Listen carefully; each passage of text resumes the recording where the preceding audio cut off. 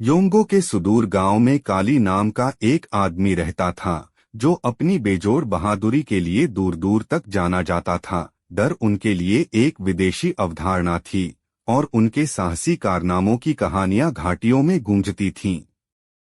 एक दिन काली और उसके साथी खतरनाक योंगो नदी में मछली पकड़ने के अभियान पर निकले। यात्रा कठिन थी, उबड़-खाबड़ इलाका उनके धैर्य की परीक्षा ले रहा था। 1 घंटे की कठिन यात्रा के बाद वे नदी की गहराई में उतरने के लिए तैयार होकर अपने गंतव्य पर पहुंचे। 3 दिनों तक वे पानी की प्रचुरता की तलाश में अथक रूप से मछलियां पकड़ते रहे। उनके प्रयासों को भरपूर सफलता मिली, लेकिन अंतिम दिन एक अप्रत्याशित मुठभेड़ से उनकी शांति भंग हो गई।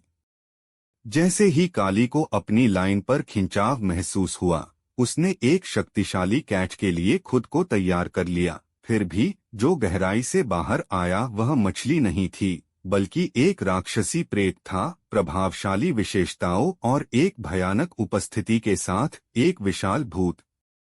भय से भयभीत काली और उसके साथियों ने उस भूतिया आकृति को निकट आते देखा। उसका रूप उन पर मंडरा रहा था। जब वे हताशा में अपने गांव की सुरक्षा की ओर भाग रहे थे, तो उनके दिलों में दहशत फैल गई। लेकिन काली ने भय से विचलित हुए बिना अलौकिक खतरे का डटकर मुकाबला करने का संकल्प लिया। दृढ़ निश्चय के साथ उसने एक उग्र तीर बनाया। उसके चारों ओर अराजकता के बावजूद उसके हाथ स्थिर थे।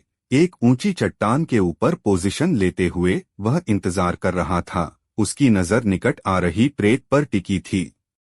जैसे ही भूत निकट आया, काली ने सटीकता से अपना तीर छोड़ा। आग की लपटें हवा में उड़ते हुए अंधेरे को रोशन कर रही थीं। एक जोरदार गड़गड़ाहट के साथ तीर सही लगा, जिसने वर्णक्रमीय घुसपैठिए के दिल को छेद दिया।